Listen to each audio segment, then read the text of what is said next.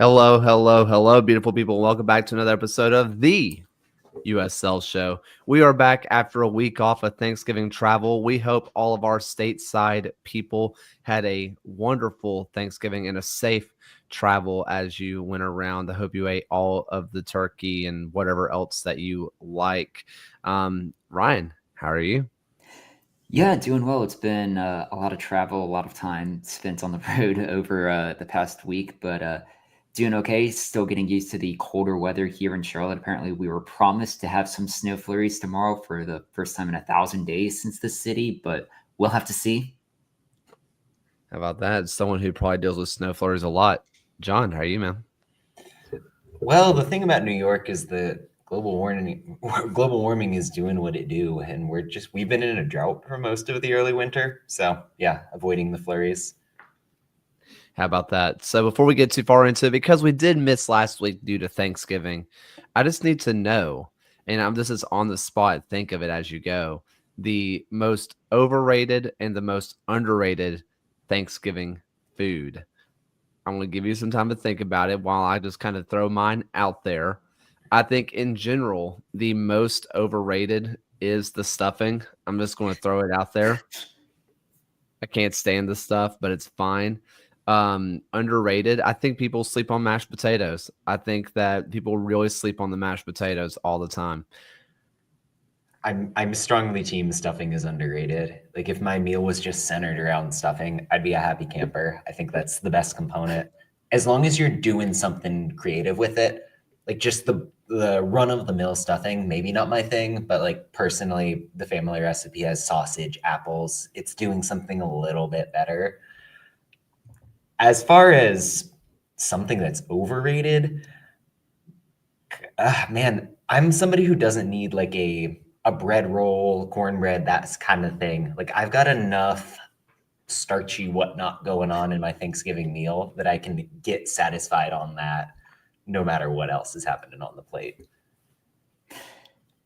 Yeah, I guess for myself, it's Kayla. It's funny you mentioned mashed potatoes being underrated. I'm actually more of a mashed sweet potatoes person over regular Mm. potatoes. So I was always having a preference towards sweet potatoes, especially if you can put a little bit of cinnamon on top of it. It's really tasty. And then I would say, I guess overrated, as much as it can be, just because I'm not necessarily a fan of it. I never enjoyed cranberry sauce, and the fact that it has to be shaped like the can it comes in just weirds me out. That's fair. Yeah. Before we get into the USL talk, I want to go ahead and thank Madcat Peel, Timothy Meadows, Andrew Towsley, Al of the Hedgehog, Kunal Patel, MOS, NF Fresh 30, Tim Knox, Rian Lacara, Stephen Howard, Jeremy Churchman, Alberto Aguilar, Noah Telford, Michael Fuchs, Joshua Duder, John Fuller, Christopher Cohn, Aaron J., Frank Anthony, John Hunt, and Harry Austin. Thank you so much for supporting the show. We appreciate you so much for supporting us. With that said, someone who got a whole lot of support at 10 a.m. and were crowned champions roughly around 12:30 p.m. were your USL Finals champions, the Colorado Switchbacks. And before we get into it, of course, our good friend John Morrissey has a tactic show. The Colorado Springs Switchbacks are your 2024 USL Championship winners. And the way that they found their matchups in the half spaces and channels against Rhode Island FC on Saturday really turned the matchup in their favor. You're going to see the patience that they had building out of the back here, swinging the ball from side to side, seeking out the moment where they feel like they have an edge against Rhode Island's shape. Rhode Island, in their typical 5-3-2, is a little bit narrow, and they're relying on a strong reaction from their wingback, in this case Noah Fuson on the ball side, to do the job. However, because Colorado Springs has the winger, fullback, and a drifting Juan Tejada in position, they're able to really create a 3-on-1 trap in that pocket of space on the sideline. Fuson can't get there. There's a ball over the top. And if it's a worse referee, you're getting a penalty call in their favor. Now, in this sequence that ends up with a goal, you're going to note how Colorado Springs was able to find the matchup they wanted.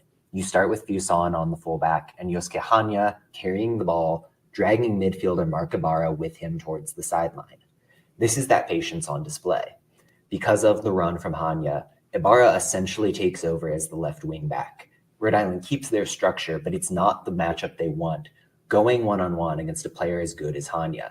He's able to dribble inside, take on Ibarra on the dribble, and find, once again, Juan Tejada making a run to the post to be able to score and give his side a lead they wouldn't end up returning. The final goal in this sequence that we're going to show here features Tejada receiving, chesting the ball down, and again, freezing players with his movement. Ibarra gives chase, center back Grant Stoneman steps up, and that is distracting the defense in a way that allows Colorado Springs to find a gap on the sideline, hit Jairo Henriquez, and work through to allow for the banging goal.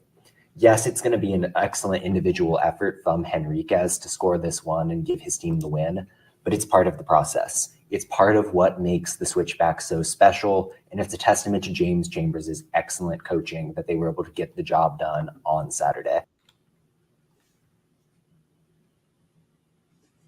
And So Caleb with that is said, on mute. Yeah, okay. Yeah, I fixed it. I got there. So all that said, it was a massive win for the Colorado Springs Switchbacks. And I just want to talk first off, atmosphere. People were really freaking out about the 10 a.m. start. You would never know it was a 10 a.m. kick if you look at that stadium. One of my favorite shots of the night. First off, CBS absolutely killed that production.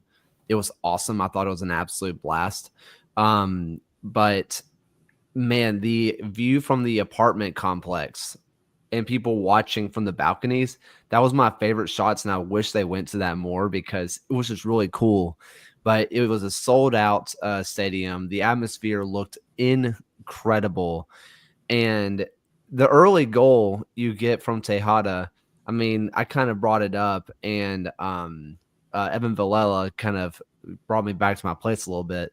But I have to ask the question, is there a better big game player in the USL's history than Juan Tejada? Because dude just cannot stop scoring in big moments. No, I mean, you think back to that goal for Tampa Bay. This is somebody who has a track record of showing up when it matters. Even throughout this playoff run and kind of that multi-game unbeaten stretch on which Colorado Springs ended the year, Tejada was the guy coming up with the late finishes, providing energy off the bench, and it earned him a starting spot in this game. I do want to back up and just talk about like the production side of things as well, because this was a very solid showcase for the league on that national television stage on CBS. You think when Phil and I went out to Oakland and were able to cover that game, we got to Tommy Hodel, who helps to run operations there for the Roots. The number of cameras they're bringing in, the quality of cameras they're bringing in to make sure that they can put the best possible product on the screens for fans. The effort is admirable and it shows up, and it really put the spotlight on what Colorado Springs has built at Widener Field. Obviously, that extends to the team itself on the pitch, and that fast start was really, I think, what James Chambers wanted is this team fired up into the game. Yeah, and if you're going to talk about just the atmosphere and the crowd that was there, it was the 5th highest attended final in USL history. It's the highest attended final we had since San Antonio in 2022, and the crowd seemed into it. It was marketed as a final, and it's a major props to the Colorado Springs support to show up at 10 a.m. Obviously not the most ideal time to have a match, but to come out and support their team, and it willed their team on to 3 goals in this victory, especially as one of the better teams at home this season. It was truly a remarkable performance. And like John and Kaylor, you have both mentioned that the production value from CBS was incredibly high quality. It was a high definition screen for just everything that you were watching. And the fact that you could get it over the air is monumental, especially for so many people who would complain throughout the year of not being able to get something from CBS Golazo or not being able to get behind the ESPN Plus paywall. Having this over the air and having it be a lead into college football, just surrounding other stuff within the day, and the NWSL final as well later in the day, is just a true showcase of CBS's commitment to spending on just the USL and in soccer in general. Before we deep dive into how Colorado Springs really won this, I do want to give 2 big shout outs to Rhode Island First off, their travel support was awesome. Unreal. Yeah. Like they put them on the TV. They had the drums, which good on Colorado Springs and the people who kind of talk to security and all that kind of stuff for getting it sorted out that Rhode Island could bring drums and different equipment in. So good on them for fixing that, because first off, it made the atmosphere just so much better. But I mean, that's a solid away day travel. I mean, that's one of the bigger away day groups that you'll see. Obviously, it's a final, but Rhode Island to Colorado Springs is not the easiest trek. And I mean, it was awesome. But Rhode Island, I mean, let's give them a little bit of flowers before we really just drool over what Colorado Springs did. Rhode Island in their inaugural season goes on a run, and they continue just to go away from home. And I think we kind of got lost in the sauce a bit, saying, Phoenix did it last year, going only away from home and winning it all. They see the recipe. They know how to do it. Surely Rhode Island can do it too. Rhode Island went on a heck of a run, and they have announced their initial rosters. And if we have time, we'll get to that at the very end of the show. But they're keeping that core together. There's not a whole lot of changes from what they put on the field come the championship final. And if you're a Rhode Island fan, you just have to be over the moon on what your club was able to do in year one. Yeah, and I think the trust in the system that Connor Smith showed off throughout the playoff run, showed off in the final, and is now displaying with what this team is doing in terms of the roster decisions, that's the mark of a confident organization that really believes in what they're doing. I think ironically, in terms of the lineup choices against Colorado Springs, the decision to keep Jojea Quazera on the bench and keep Noah Fuson at left wing back, despite the fact that you got Quazera back from international duty, it wasn't the only reason, certainly, that Colorado Springs was able to take the lead. But it was, as I pointed out in the tactics show, that rotation on the left side in Fuson's spot at left wing back where the trouble started to arise. And obviously, I don't think Connor Smith would undo that decision. He's somebody who trusts what he opted for in the game. He's not going to look back at that as something that really cost him. But at the same time, like, that was a key decision that ended up having a real impact in the match. Yeah, and to speak, at least within my ELO ratings on where Rhode Island's first season has fallen in terms of other expansion teams, the only team who had a better expansion year than Rhode Island FC was Sacramento in 2014, who won the league, and they were still only one rating point ahead of what Rhode Island had achieved this year, which was the 24th best season in league history, in my opinion. And it's been a really fantastic start to the year. They achieved one of the highest ELO ratings prior to this final on the season. So it really bodes well for the future of Rhode Island FC.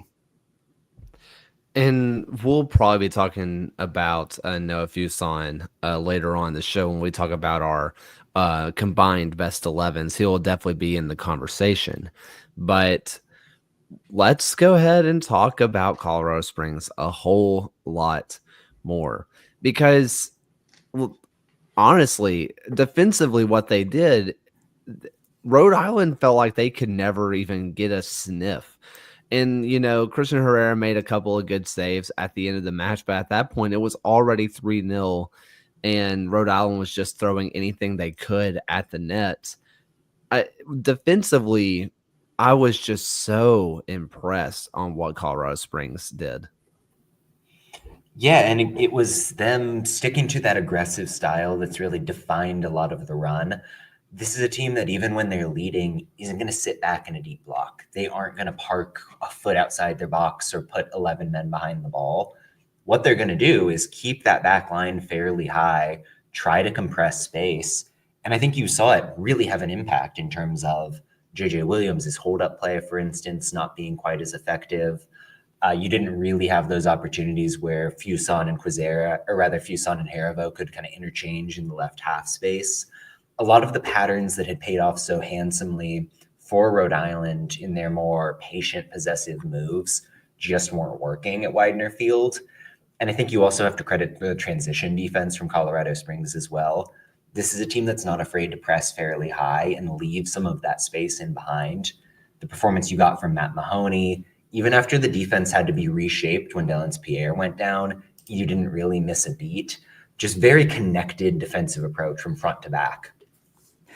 Yeah, and it was Colorado Springs' 13th clean sheet of the season. It was the 5th clean sheet in the championship final all time, our first one since 2018 when Louisville had beaten Phoenix Rising at home. This was a Rhode Island team, by all accounts, who were coming into the match as the hottest team in form within the league. They were high scoring in every one of those games. And the fact that Colorado Springs was able to completely stifle them at every turn and shut them out in this match is a testament of just the game plan that they had coming into this one, and that they were able to execute it to perfection.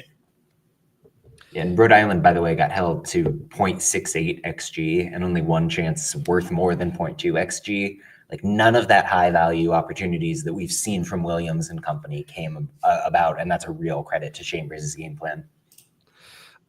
There was a chance early on where I kind of wanted to get your thoughts on it, where Yosuke Hanya looked like he got fouled in the box. He also missed a chance very early on, right before he got the assist. But the foul in the box, I was certain it was a stone cold pin. And obviously, it doesn't matter. They win 3-0. I just kind of want to know y'all's thoughts on that one. I mean, at the root of it, it was an interesting play. And I think it was a signifier of a lot that was going to happen tactically, where Tejada makes this run underneath, kind of cut into the right sideline. Rhode Island overreacts, and suddenly you've got the ball over the top into Hanya. For me, I think he oversold it in a way where the referee just didn't want to reward what was going on. Like I think there's a way he plays that a little bit more smoothly. I tend to think in a match like this, to give a penalty that early, especially on a play that is somewhat borderline, it's something that most referees just aren't going to want to do. I could have seen it given, but I'm pretty happy that they didn't call it, like, result agnostic. Yeah, I would echo what John had said there, that in finals like these, the last thing you want is the ref to make this all about themselves, and to have a call that would be as drastic as giving a penalty that early on in the match is something that you don't want to have the entire game be dictated based off of just one decision that a referee made. Now, it benefited Colorado Springs that they went on to win 3-0, so it wasn't as close ultimately in the end, but you would always see refs who would be incredibly cautious about making those type of monumental decisions. And then we get Jario Enriquez's goal, which some people have said was a deflection. I don't see it. Where am I missing the deflection? Because it looks like it came off his boot pretty clean. I think that's just an unbelievably clean hit, but I mean, smart people know what they're talking about, but I don't know. Also, listen, this is all love to Mike and Devin. I love them very, very much. They also killed the broadcast, by the way. They should deserve all the flowers because that was an incredible broadcast. The only thing that was weird was when Koke Vegas hit Juan Tejada, and they said that there was nothing Juan Tejada could do, despite Juan Tejada looking around, staring Koke in the eyes right before turning around before hitting in the head. Like, dude, he could have helped that one. But I mean, Jario Enriquez with just a wonder strike. I mean, I was in my living room and I yelled. It was just unbelievable. Yeah, and I mean, it's something I keep pointing out pretty much every time I talk about a play, but that thing starts with Juan Tejada, once again, winning that kind of half-cleared ball in the midfield, kind of dribbling to the left sideline this time and taking out Grant Stoneman, taking out Mark Ibarra, making sure you can get the advantageous odd man rush at goal that you really want out of that play. And Henriquez goes God mode from there. That's what he does. And he's somebody who's not coming back next season, which I think was a bit of a surprise. You have to think he's got a pretty nice offer somewhere. But the goal from him, the technique on that kind of shot after the deflection where he ends up scoring is just sublime stuff from Henriquez. And then finally, something we kind of mentioned on the show, Grant, I was getting a lot of mentions on both Blue Sky and on Twitter of like this game is playing out how the USL show said it would if the Colorado Springs was going to win, which was exploit the wings, beat them fast, basically.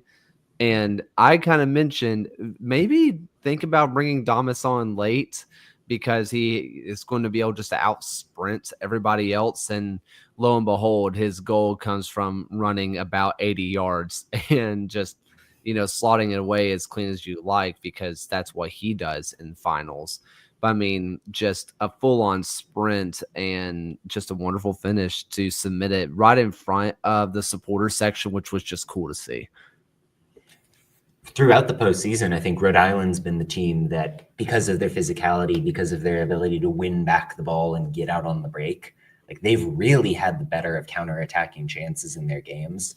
In this match, Colorado Springs ended up with a 4-0 edge in terms of shots generated on the fast break.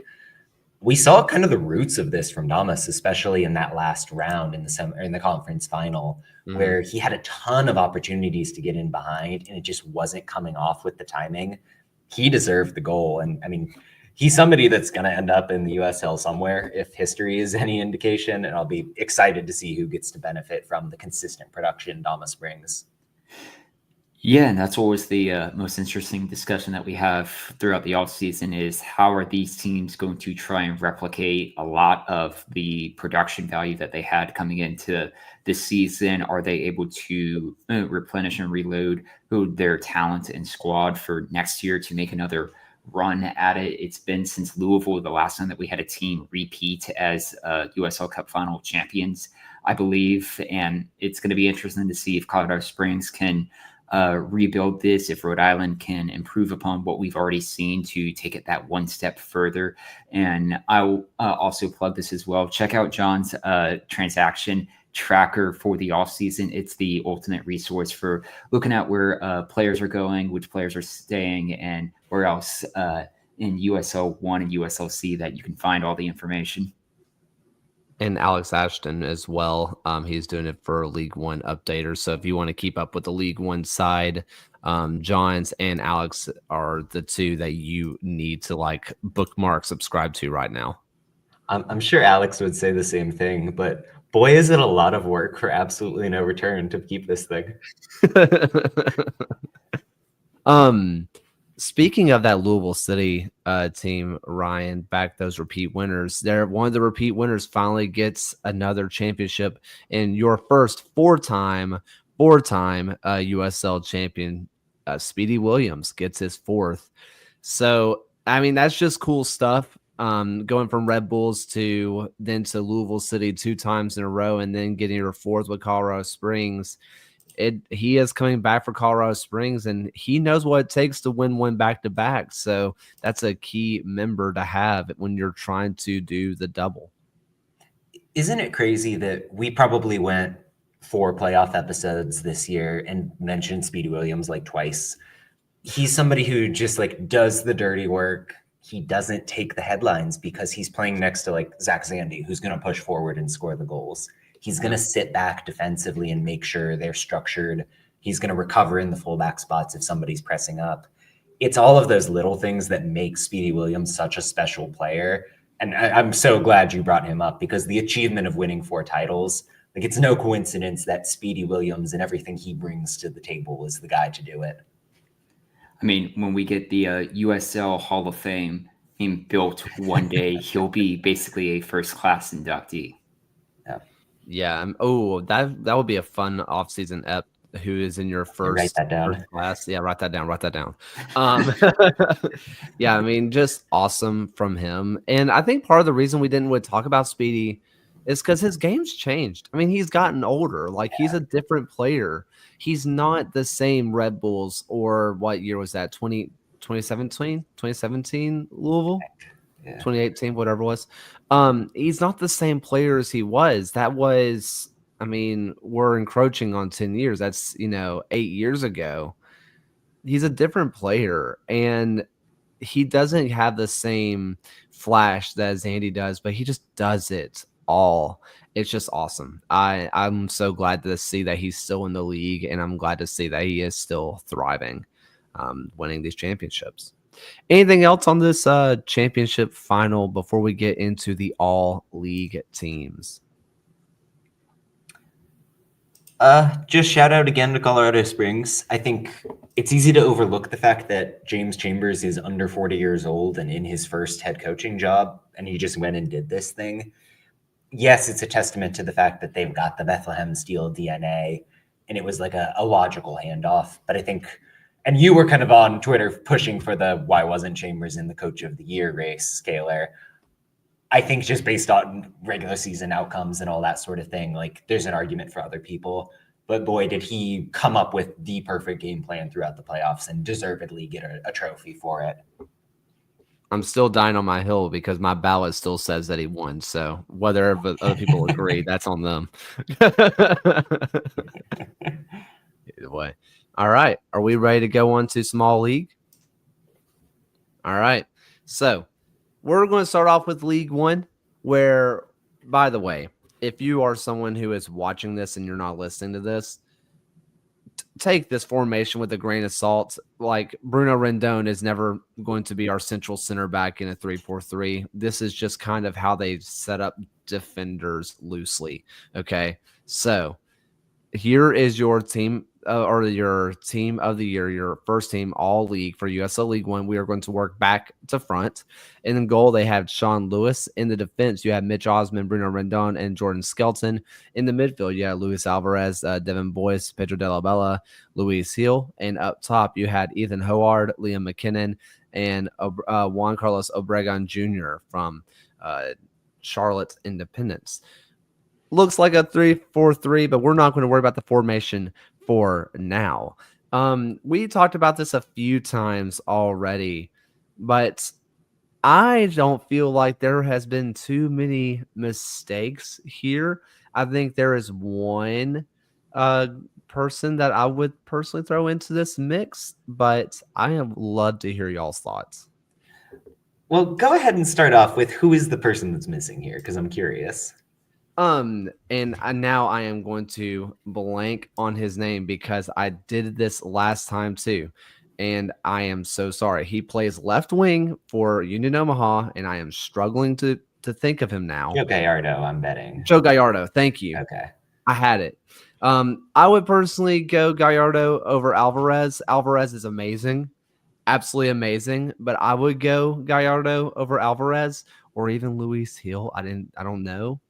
But that would be my personal choice. But that's legit my only beef. No, I think that's fair. I'm broadly happy with, well, across the board, I think the USL did a good job with the all-league teams this season. Because I'm a stickler for this sort of thing, no defensive mids in the first team is somewhat annoying to me. The fact that there isn't a left back anywhere in any of the teams is annoying to me. But overall, like, how can you look at the scoring you got from that front line of Ford, McKinnon, Obregon, and contest that? Pedro de la Bella had to be the guy for Union Omaha. I personally would have had Jordan Skelton as my defender of the year. So many players across this team are solid. I think for me, if there's one spot that was just like, you shrug your shoulders and say, I don't know, it's the goalkeeper position. Sean Lewis was great. But I mean, personally, like, Austin Pack didn't make one of these teams, and I would have been an Austin Pack guy just because I tend to revert to the advanced stats when this comes up. But yeah, Shipman, Amal Knight, I mean, players like that who didn't even make an all-league team really had an argument for it, which I think just speaks to the quality of that spot in League One. Yeah, goalkeeper was a really tough position to at least nail down for this season. And even throughout the year, we were all very big fans of Austin Pack being the only reason why the Charlotte Independents were kept in games for this year. And to have them not on either first or second team this year shows just how much depth there was in League One for the position and just what made it so competitive here. But yeah, the formations definitely kind of are what they are. It's very much a fantasy Premier League style of picking players, but largely I'm fairly happy with the names selected. So I agree. I think Lala Delgado could have been my GK1 for League One personally. Austin Pack is definitely up there. You look at your nine. I mean, Rashid Nuhu had another great year this year. I mean, you can legit go 4 deep in this first team, which again, Ryan, that just speaks to just how good the goalkeeping position is in USL League One. Let's go ahead and look at the championship first team. Again, we are going to go back to front where they do the 4-4 effing 2, where they have Eric Dick in goal. They have Jack Gurr, Matt Mahoney, Arturo Ordonez, Graham Smith in the back line. In the midfield, they had Trevor Davila, Jorge Hernandez, Aaron Malloy, and Maxi Rodriguez. And then up top, you had Wilson, Harris, Nick Marcanic. Now, this one's interesting, and I don't know who you replace with who, but I see two people that I'm not positive that I would put in here. So I'm looking at Jack Gurr, Arturo Ordonez. I loved what Ordonez did. I thought he was great. Jack Gurr, I kind of look at just games played. He got hurt at the end, and maybe you can count off there. What say you guys? I mean, I think at least on the Gurr point, this is somebody who still hit the like 2,500 minute mark. He feels like he did enough. I'm going to point out again that like at least Ezra Armstrong made the second team, but like love for fullbacks, please. And like Gurr is here, but still, I think in the midfield, there's very much a focus on creativity, which is certainly important. But there are players like, I don't know, a JC Ngondo, who didn't quite make it, who certainly is a great creator. But I think there are other aspects to his game that didn't get enough love. My sneaky shout would have been for Tommy McCabe, who I think was unbelievably good at the base of the Loudoun midfield and really made that team tick. But overall, like a lot of these are hard to contest. Matt Mahoney and Graham Smith were in my personal ballot. Harris and Marcanic are uncontestable. Eric Dick won the Golden Glove. Like that makes a lot of sense, even if I rode for Henan Ribeiro. So I think, again, like the voters of it did pretty well with the team that we ended up with. Yeah, I would ultimately say I'm fairly satisfied with this one. I could certainly see the shout to get Noah Fuson into the first team, which is creating the most assists upon the year, but I think it was a highly competitive season, and the fact that Rhode Island kind of really made their claim and pushed towards the playoffs, if they had brought in that in the entire regular season, had finished like in the same realm that Tampa Bay or Charleston did in the year, I feel like that would really have helped. Really had helped their case. But overall, I'm fairly satisfied. My personal ballot, I did have Ezra Armstrong in my first team. I just think he's that guy. I just think he's fantastic. He did get second team. Yeah, I mean, again, it's hard to disagree, but I mean, yeah, love for fullbacks, love for defensive mids, which we can indeed right that wrong, people, because we are going to make our own combined best 11. Now, if you are watching, don't be scared by what's on your screen, okay? There's basically a lot of colors, a lot of things. So we are doing a combined best 11. The blue is obviously going to represent a player from League One. The like brownish, goldish color is going to represent the championship.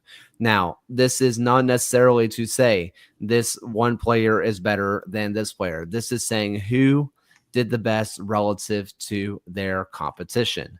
So we can work back to front. We can work forward to back, and we don't have a set formation. If you are here for the mid-season all USL team, then you kind of know that we just sort of make it work. I think we end up with a 4-4-2 diamond, Mark Lowry style, and for our mid-season. So we are very much just trying to go with the flow. If I am trying to start this off top, I think that you can't start this conversation off without Nick Marcanic up top. There's no debate. I mean, the guy across all competitions ended up with 30 goals. Like that's an undeniable, one of the best seasons ever in league history. I mean, it set the league record in terms of goals scored within a year, and I think it's a record that may stand for the next decade or so. It's hard to have this team and not have Marcanic as part of it. Easy. If we are going to look at the other side. If we're going to say, is there a League One player? People are going to say a Liam McKinnon, but he's also technically a winger. So do we want to put him at a winged position like he's supposed to be, or do we want to put him up top like League One has him?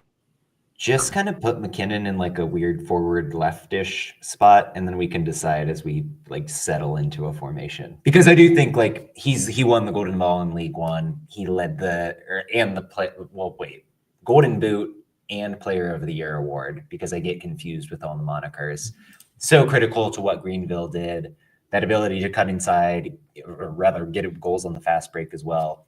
Everything that McKinnon did was terrific for the Triumph. Sorry, I'm trying to figure out how to spell his name because I don't know if it's a Mick or a Capital Mac. K? I always get confused. Yeah. Mac can. Yeah, we got there. Yeah, I got there. I just had to look it up. All right. Now, again, there is a jumble of mess on the screen. So, don't worry, if you're somebody who's an audio listener, I have no idea what's going on either, so you're not missing out on much. Yeah, no, this will be posted onto social medias later. But so right now, our two forwards, as of now, we are looking at McKinnon and Marcanic. Is there anybody who is like, he is my lock, ride or die, can't take him out for me? I think I maybe want to say that Dolabella and Taylor Davila both belong in the midfield. Am I crazy? I was going to say Dolabella for sure, so I will go ahead and put that one in. I'm happy for it. The thing about Pedro Dolabella. Go ahead, Ryan. Oh, I was just going to say, I'll echo Dolabella as well. Yeah, the thing about Dolabella within that Union Omaha team, like ostensibly somebody who's starting as a kind of box-to-box or even defensive-minded midfielder, and he can play that position ably when the team is in a low block. But he's so good about getting forward, getting engaged on the edges of the box, making those late arriving runs, and really punctuating things when Omaha needs like a cut back to the edge of the area to score. He's a player that's just terrific, and the soccer IQ is undeniably great. So happy to have him in this team. I am cool with I'm more than happy with going Taylor Davila. I think he was my like midfielder, or like one of my first team midfielders that I put in there. So I am all good with putting Davila. All good there. Yeah, Everybody good. He's somebody who I think if he's number 2 in my MVP race, let's say, like Nick Marcanic being undeniable, what he did creatively in partnership with Elijah Winder, whether it is the set pieces, whether it's kind of those deft turns in the midfield when he receives, the ability to pick up second balls within that Danny Cruz system. He's like really critical to the identity of Lou City and kind of brought that extra level when his team needed it. So I am going to go ahead throw another. Do we want to go ahead do Malloy? Because I feel like you can't. Or sorry, no, not Malloy. Excuse me. Back up. Graham Smith, because he was my personal USL Championship like Defender of the Year. So this is gonna, this gets into the question that I personally went Matt Mahoney as the Defender of the Year, but then like, how are we going to end up sorting out the shape? I think I'm happy with Smith to start off with at a minimum, though. Okay. What about a second center back if we want to go down that road? I like Jordan Skelton from One Knox. He was definitely, him and Mitch Osmond were kind of tossed up for me for League One center back. So hear me out as we talk through this. Yeah. I'm thinking a 3-5-2 might end up being a good shape for this. Just given the strength of the center back spot, given the strength of the center mids. It's really hard to put anybody in a tier next to Marcanic and McKinnon, frankly, at the forward spot. So you picking up what I'm putting down? Yeah, for sure. Yeah, and with Skelton, just to kind of talk on that, One Knox was the team that played with 3 central defenders, with Danny Fernandez and Jalen Chrysler flanking either side of Skelton in the middle. And that man was a clearance machine and a block machine. everything that got past the other defenders, he was there to make a stop. Utterly crucial to the McKeever and later Ilya Illich system for Knoxville. And yeah, somebody that would have got my vote if I had the ballot in League One. So do we want to go with Skelton? Is everybody good with Skelton for center back? Yes. All right.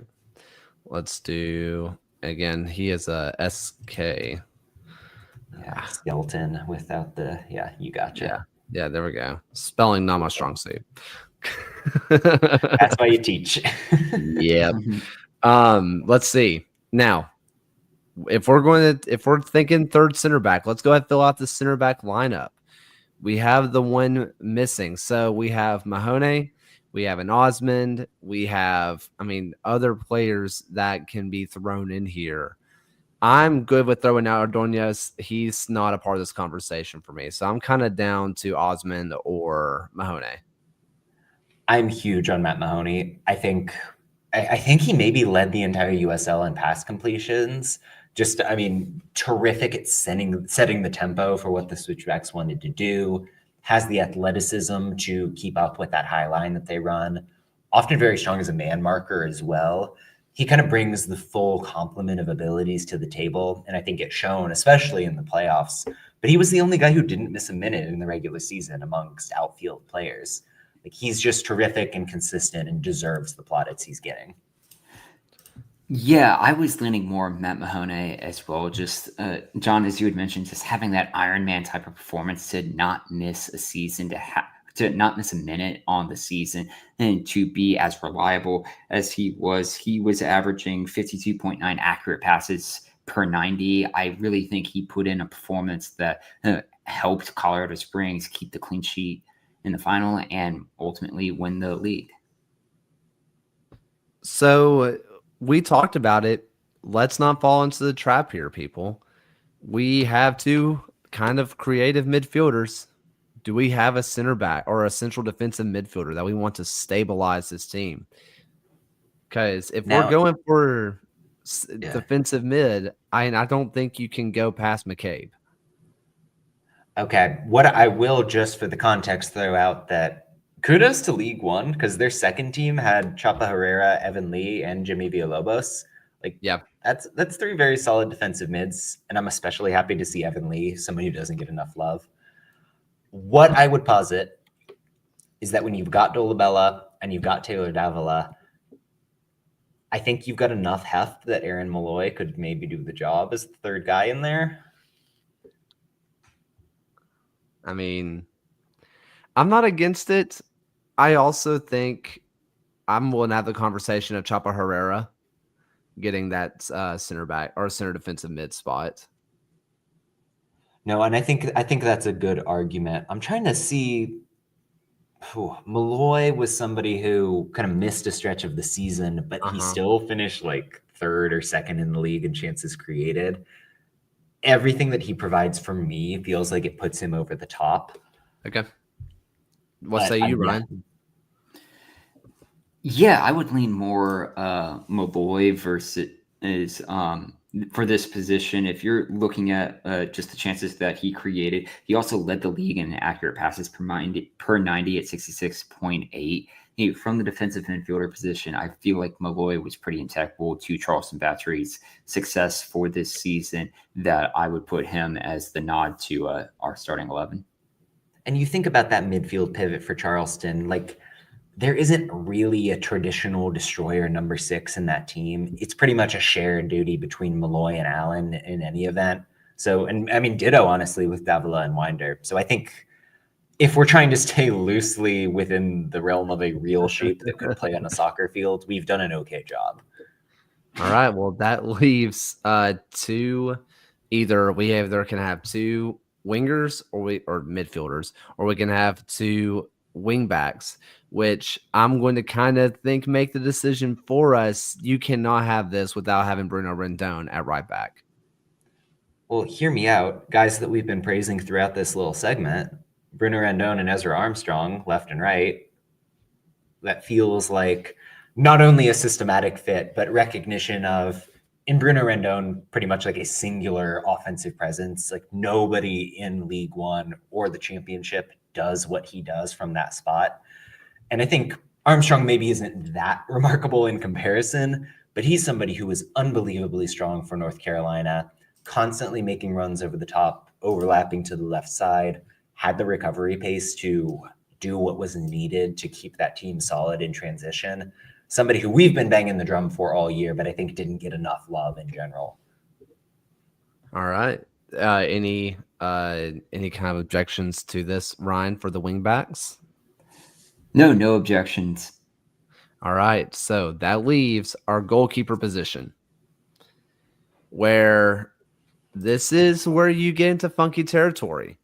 Do you take Eric Dick, who was behind a very good defense, but also had a very high save percentage? Whatever came his way, he did save it, decent with his ball at his feet. Do you go with a Sean Lewis? Do you go with the Nuhu? Do you go with the Lalo Delgado? Or do you go with someone like a Ribeiro, who was at certain points a target practice and just stood on his head and really propelled Hartford to get into a playoff race in general? What are we kind of thinking at GK? I mean, I said in the comments, I'm a Ribeiro guy. I think he's, if not the sole reason that Hartford climbed back into the playoff race, certainly one of the primary causes for their revival later on in the season. That said, like what Eric Dick did behind the Pittsburgh defense was so impressive. And I think there is a tendency to look at Lily Ball and that team and say, oh, what the goalkeeper is doing isn't that impressive. But look at Jamali Waite, who's somebody who maybe didn't shine relative to other players while he was in Pittsburgh, and then came and stood on his head when he was in El Paso. Like there's a lot of kind of hidden talent going on in net there. But I kind of claim ignorance on the regular when it comes to goalies. I just don't quite have the eye in the same way that like people like Kaler do at that spot. So completely open to any opinion. Yeah, I was split between Dick or Nuhu personally. Obviously, we've mentioned the success that Pittsburgh has had this season, and it's been a hallmark of Lily Ball. But like for Union Omaha, for not just this season, but just for everything that they've kind of built this year, it's stopped and started with Nuhu in goal as one of just a hallmark, just cornerstone of their team. And I felt like it's just been another similar performance from Nuhu this year. But if I had to pick between the two, I would probably go with Dick. See, this is where I'm just really torn because I mean, it's just like midfielders now, because goalkeeper is not just your stop ball, do well. You're looking for a lot. I think there's still a conversation of a Rocco Rios Novo if you really want to have it. Now, if you're looking for a ball handling goalie, are you taking Rocco Rios Nova or Coque Vegas? It's a great question. Personally, I think I would take, based on the year he had, I think I would go Rocco, but Coque was great. I just keep finding myself going back to Lalo, personally. Yeah. I watched him this year. I just can't help but love what he has done positionally. What he does with the ball at his feet is great. I think what he is able to do just as a shot stopper is just unworldly. I think you can also look at Ribeiro and just say what you did as a goalkeeper. You kept the goal. I feel like you have to reward that. I don't know. TLDR. This is where I'm really getting kind of held up on. Now, what I am more than happy to do here, and this is where maybe we can get our best of both worlds, where we can have essentially an 18 on the bench, quote unquote, and put whoever came in second and for some of these categories. I think I absolutely refuse to do that. This is Fair 11 enough. best players and we're going for it. What I Fair will enough. say, because this is going to be dumb, but hear me out. We've got 1, 2, 3, 4. I'm counting really poorly. Holy cow. We need another League One player to even this out, is all I'm saying. Because we've got more championship guys than League One guys. I mean, Manager. There is a manager conversation we need to have, but I think I would go Ribeiro or Lalo Delgado. I think Lalo is so good at the things that are harder to catch statistically, like control of the box, some of what he does distribution-wise. He's not asked to be the Rocos Rios Novo that's stepping 30 yards out, but I think he's very strong distributionally for what that team is trying to do and how direct they tended to be in Northern Colorado. Pair that with shot stopping that, according to like goals prevented in the advanced numbers, was clearly in the top 20% of League One goalies, and I think that there's an argument for Lalo there. All right. Are we just so we are kind of beating around the bush. Final votes? I say Delgado. I'm also going Delgado, Ryan. Boom. I'll be outvoted then. All right, fair enough. I just wanted to see. All right, we will go Delgado. All right. With the GK Ryan is, spot. writing for Dick. You can't say that. Well, I put the extra word in there, so we're clean. Bless. All right. So, do we want to do a manager of the year? I thought that was actually a great shout. So, yes. All right. So, our two managers of the year. So, you are looking at Danny Cruz, or you are looking at did it end up being I just talked to him. Oh my god. Dom Casciato. Those were the two. Do we think those are the two? I mean, those are your Players Shield winners, or do you think there was another coach that was more deserving? Did we get a vote for Coach of the Year? I'm blanking. I did. Okay, then that's a yes. I voted for Eric Quill in that case because I think relative to expectation is how I tend to view Coach of the Year, right? New Mexico came into the season with a somewhat retained roster from a mediocre team, brought in a lot of guys that looked like MLS Next Pro standouts or solid League One players. And then New Mexico won the West going away in the regular season, which I put a lot more stock into because of some of the randomness with the playoffs. When you think about him, when you think about Dennis Sanchez in Las Vegas, there's a similar argument to make. Quill gets the edge just because of that little bit of extra improvement. I think there is an argument for Danny Cruz. Like, he'd be in the mix for me. What Pierman did in Charleston is really impressive when you consider how much of that team departed year over year. In terms of the championship, I would ride for Quill, but again, like this more so than any other position really has been an impossible time for me. Where would you at least place friend of the show, Connor Smith, in a year one expansion season to take it to the final? Obviously, from the start of the year, that they had difficulties getting results on the board, opening the year with as many draws as they did versus the wins, but to then kind of get hot at the right moment. I wouldn't necessarily put him as my manager of the year, but I do believe he is at least in the conversation to be one of the top 3 USL Championship managers from the season, just for it being year one. Same conversation you got for Lee Veidman, to be fair. Like, that is a conversation you could have about both of those. I think Kano has a little bit more weight to it because they were more consistent all year long. I don't think it's a bad shout. If we're talking about expectations, if you look at what was going on behind the scenes in Northern Colorado, the expectation is for them to end up like Fuego, and they won a championship. I mean, I wrote a lot a couple weeks ago about the job that Eamon Zaya did. If you look at the XG numbers, Northern Colorado this season, across all competitions, was straight up the best team in the history of League One. And obviously the results didn't quite bear that out in terms of the playoffs, but I think we saw this team at their like juggernaut level best in the Jägermeister Cup.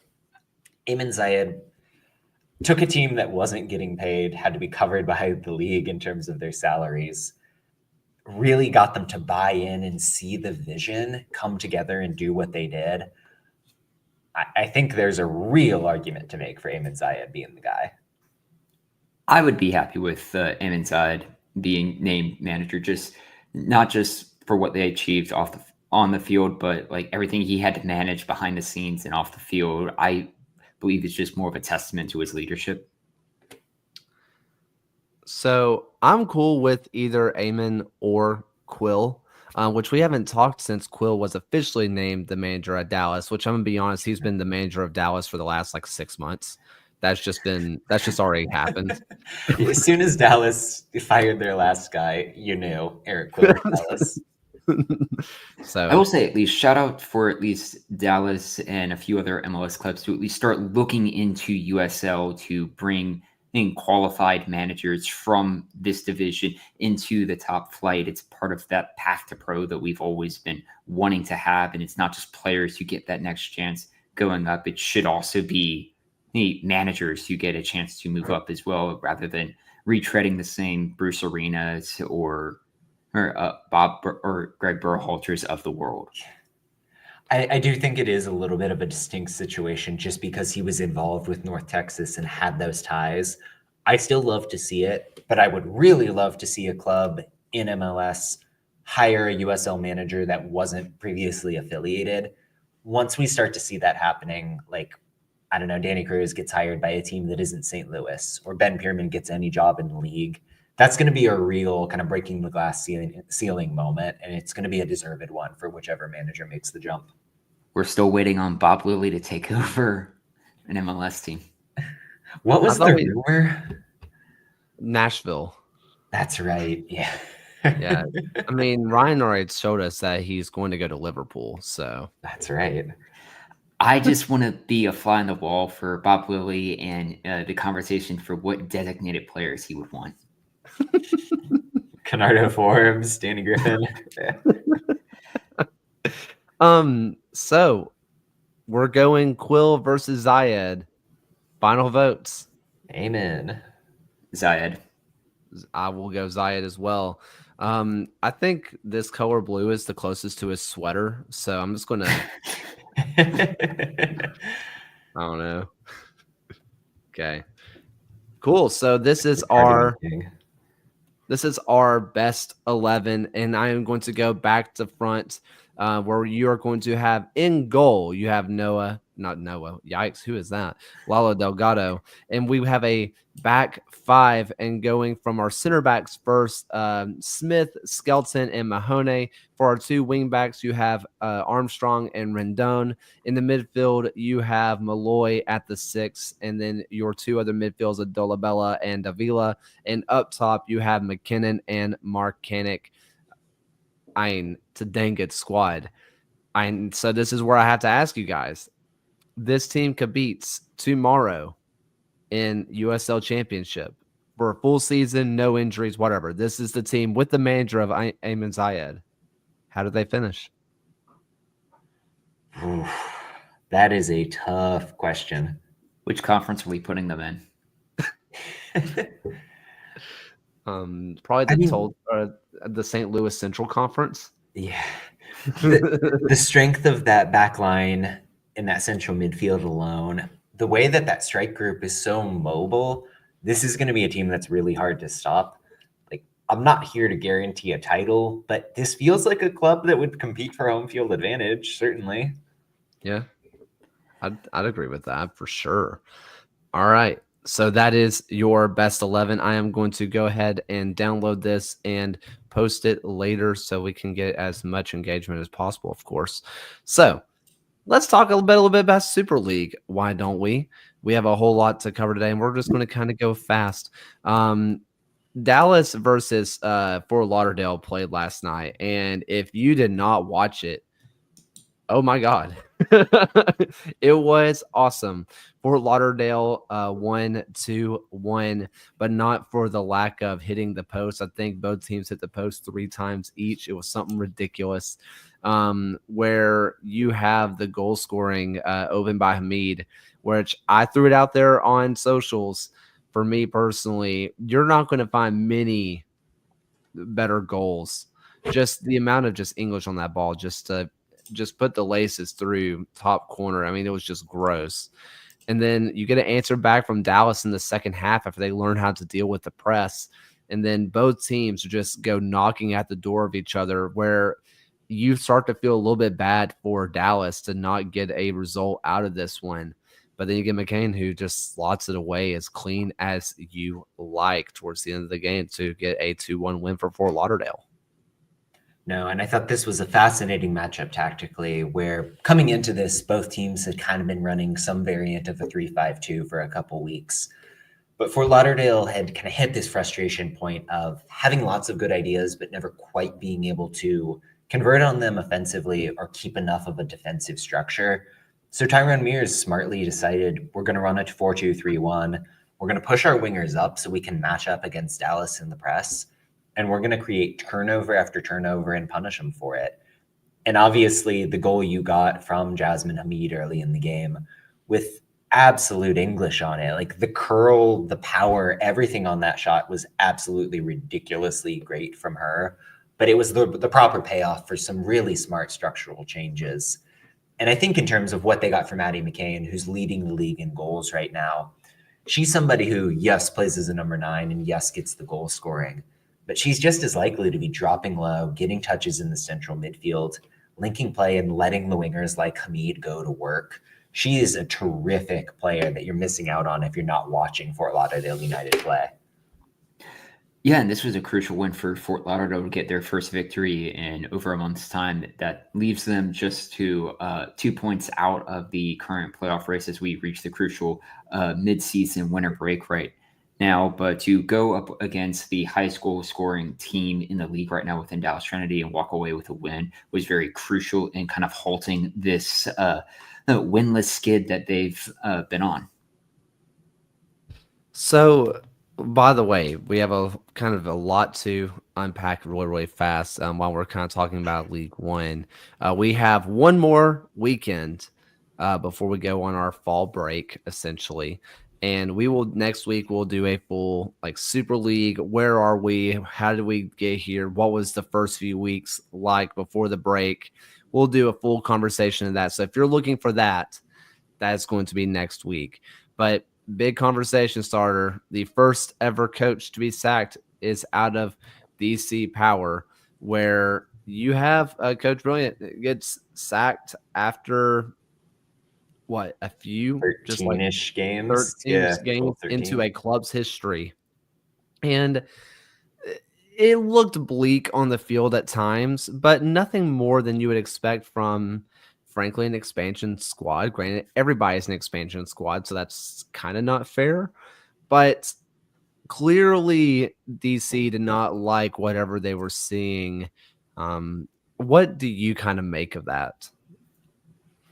Yeah, I mean, I kind of wrote about this on Substack this week, where DC is concerning to look at from afar because at every level they've felt indecisive.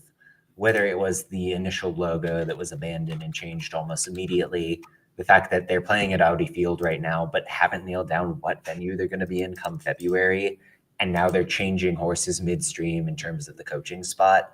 It just feels like an organization in flux to a concerning degree. In terms of the job Briant did for that team, I quite liked how he set them up, honestly. Like you saw that 4-4-2 out of possession.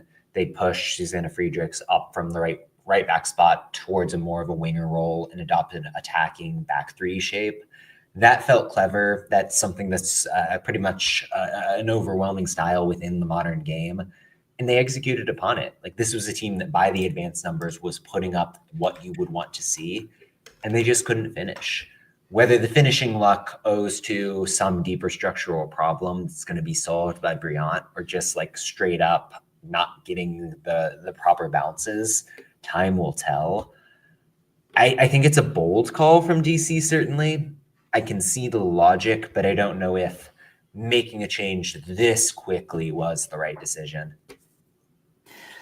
Yeah, it's been a lot of questions kind of coming out of DC Power for a lot of the things that they've done on and off the field. But one of the things that I always kind of went back to is that out of the 13 games they've played this year, DC Power were shut out in 8 of those matches, which some of that could be very unlucky to not find the back of the net. But there was at least something that wasn't working, and maybe DC is looking at this as a way to try and take a step back, find another person to give the team that kind of jolt in the arm that they need to kind of get back into it, because they are only 3 points outside of the top 4 right now. So it's not like they've been left adrift within the league. So there is that chance to kind of come back in and kind of salvage the season. But yeah, out of to name a manager and then not even get to the fall break before making the change is certainly bold. I guess this also, the one thing that I can say that makes sense about it is that they do have this fall intermittent area, right? Where they don't play for, was it 3 months? That is plenty of time to find a new coach, let the players learn a new system, and jump back into the season basically 13 weeks late compared to the rest of the teams, where they are going to have, that same time with their old coach. They're just basically starting their inaugural season 13 weeks later than everybody else. Is that a good thing? No, but I think the timing makes more sense for the Super League than you would, say, a championship or a League One, where if you fire a team or fire a coach 13 matches in, you have to play a match the very next week or in 2 weeks. You don't get this 3-month break. This feels like it makes sense. NASL they do have one more game joining the league vibes. Yeah, no, that's definitely true. But they do have one more game in 2 weeks, which is just going to be the most awkward thing in the world before they get that break. Absolutely. Well, there was a little bit of news where it looks like Springfield, Missouri is possibly going to be getting a team. I forget where I saw it first. Stuart Holden maybe was the first person I saw it from. I know Alex Ashton also kind of mentioned it at one point of there's possibly a League One / women's team coming to Springfield, Missouri, which if you wonder why Springfield, if you ever wonder, I can almost guarantee you can find someone from Missouri State on your favorite club's team. Like Missouri State just cannot stop pumping out products, essentially. That's a great soccer area that's kind of untapped outside of Missouri State. So that is just kind of a rumor that was sort of floated around. I would be interested to see if there's anything more that comes of that. Yeah, I mean, so many guys from League One ended up, or rather came from Missouri State. Like I'm thinking about Pascal Corvino with Greenville, Jack Denton notably doing what he did with Spokane. Places like Springfield that obviously aren't really involved in the professional sports scene, but have populations that are kind of trained to care about soccer, feels like a strong place, especially for League One to be tapping into. And that's a part of the country where, with Union Omaha moving up sooner rather than later, the league is going to need an extra layer of solidity. So, yeah, all aboard. It's the third largest city within the state of Missouri, and it's within 2 other cities kind of in the region of Sporting Kansas City and St. Louis City who have been proven soccer markets. But if you're looking at within League One, you'll have Texahoma nearby. Knoxville and Chattanooga is kind of within that same realm. And even if you look up into the championship, you would have Tulsa as a nearby team. Ozark is going to be nearby as well. So it's a part of the country that USL is certainly looking at into joining. And it just fills in another gap that USL 1 has had of not having as many teams as you got further west in the country. There was something else that I said we were going to discuss, and I just don't remember what it was. Do any of you guys remember what that was? We had bandied around the idea of roster news and that if we weren't. Yeah, we are hour 10 into this. I think if we start diving into some roster news. Give me one quick take just to indulge me on the Delgado signing and the consequences therein for your club. So Birmingham Legion, if you missed it, completed a transfer with Real Salt Lake, Real Monarchs, USL royalty, of course, where they are receiving Fernando Delgado, who is an 18-year-old who is one of the U18 representatives from Mexico. I think he might be a dual national, but I'm not positive on that. He was on loan for Birmingham, but who wasn't this last year in the goal where they had 6 goalkeepers play for the Legion. I think the biggest thing that comes from this is you have two-prong. They continue their buy young, sell high, where Ramiz Hamuda has been linked to Werder Bremen, where he's training over there right now. The 15-year-old Matthew Corcoran looking to be sold on very, very soon as well. He seems to fall in line with that. I think the other part of this that is the big part to me, it either means that Matt Van Okel is retiring to be the full-time goalkeeping coach, and or Trevor Spangenberg is going to be hanging up the gloves, and is going to be Fernando Delgado being GK2, but I kind of think GK1.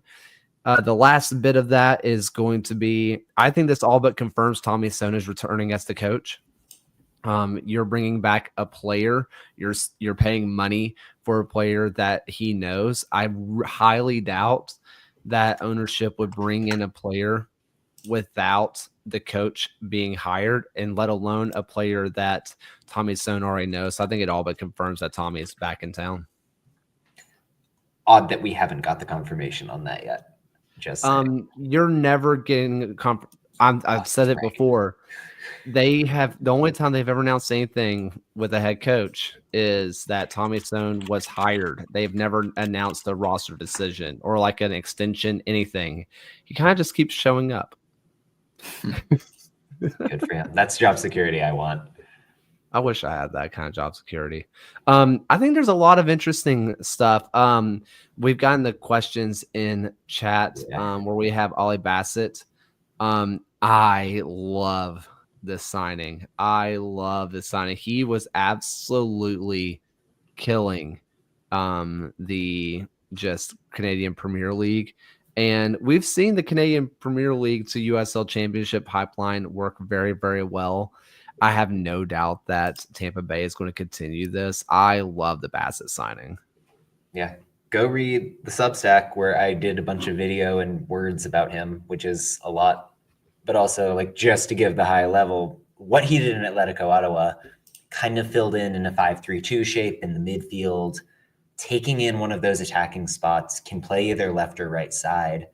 Very much just picking up the ball between the lines, dribbling past defenders, creating a good set piece taker on his right foot. Not going to give you a ton of defensive energy, but he's very good at initiating in transition. Basically the perfect kind of player that the Rowdies were lacking. So often they just kind of decided they were going to spam longer balls to a Cal Jennings or Manuel Arteaga. Bassett has the deftness of touch and the control in the midfield to really do a job for this team. I think he's a terrific signing. All right. And on Dominic Bonner, just to say the comment, I have no idea. He seems fine, but I've not had a chance to dig in because it's harder to find like German lower league tape than it is for Canadian Premier League. He did have 13 appearances within the German national team youth setup, so that is at least something to bring up. I do think it is interesting that Sacramento are making at least player decisions without at least still formalizing who the next manager will be. That's always kind of one of the questions of like, why are we making this change before we get a manager's intake on any players? And one big move that was kind of announced and not fully is that Maxi Rodriguez is going to be leaving Detroit City, which, I mean, you see players leave like the long, like, thank you, club. I love you so much. You'll be forever in my heart. But I mean, dude seriously left like 3-4 like scrolls worth of just text, and including saying that he was going to be back to Pop Smoke in the new stadium. Like, he loves Detroit, and it's so obvious to the point that like I was just fully convinced he was going to be a retire in Detroit kind of guy. Whoever does eventually pick up Maxi is going to be a very, very happy club because, I mean, oh my word. I mean, you're getting an all-league player that seems to be really just getting hot at the right time. Yeah, and for Detroit, big questions in that midfield with Maxi going, James Murphy going, Ryan Williams not confirmed back. When that team really hit their stride late in the season, they relied on strong play and the pivot, and it's going to be a tall task to recreate it. All right. Well, just really fast. I just see it in chat. What's with the Legion player going to Bulgaria? Random rumor on transfer marks really just cracks me up. Allegedly, Deben Wegbo is off to Bulgaria. Maybe to the first flight of Bulgaria. I've tried looking up the club. It turns out their volleyball team is really good. I think it's more. I think it's more so one of those that every year we always see at least one player from USL end up in the most random league as their just next spot if they're going to be exiting USL. I recall there was one time after Wilmington Hammerheads had their final professional season within USL, one of our players, his next spot was to play in the Indian Premier League or whatever India's top flight is. So it's just one of those that we always get like some player who does the most random changing club. Oh gosh. What was his name? Corrales Josu. He played for FC Cincinnati, and he had a cult following from the Indian Premier League.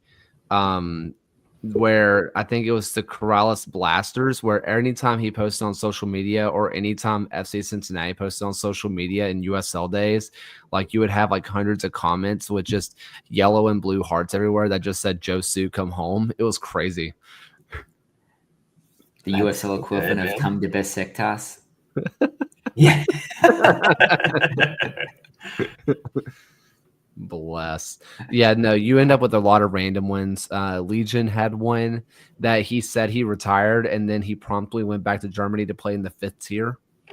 Love it. Well, Laurent Kisiadou went to Czechia, then came back to Detroit on loan this year. So, did they announce an extension, like a new contract for him, or did I completely make that up? Just an end of loan, and we don't know what's going on. Okay, who did they just extend then? They've extended Morris, Samu Mensah, Carroll. Nobody who was like a weird loan thing. Huh. Jesse Cedeno's coming back, but yeah. Yeah, sure. All right. Well, any final USL thoughts from tonight? Anything at all in general? Going blank. Yeah. Just last one. I'm just going to throw it out there again. Watch the Super League. You have like one more week. It's seriously really, really good. With ESPN Plus, I've gotten to watch a lot more women's leagues. They have the English like top flight. Was that the Women's Super League? Maybe. Genuinely, and I don't say this as a homer. I'm not being paid anything. I enjoy watching the Super League more personally. I don't know if the talent is better, but I just think that the level and the A League as well is on there. But the talent level is just fun and the product is really, really fun. There are some legit superstars. If you aren't watching the Super League, just go ahead and get Peacock. You probably already have it anyway because almost all of you watch like Champions League and other stuff like that. Just please get it and watch it. It's the best. And go listen to our friends at Protagonist as they do the Super League Sync every week. Yes, so good. So good. Yeah, I'm going to be on at some point soonish, so watch out for that. Oh, fun. All right. Any other, what about some final thoughts? Let's go ahead and dive into them. Ryan.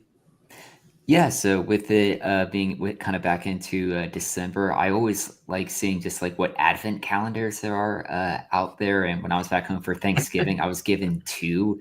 Ooh, and I like advent calendars just because it's fun to count down to things. But I got the usual chocolate one. And then the other one that I'm more excited for that I get to open 15 days prior to Christmas is a Star Wars socks advent calendar where I get a new pair of Star Wars either crew or dress socks until Christmas. Nice. I love that. That's great. Yeah, another fine addition to your sock collection. Can never have too many socks. No. John?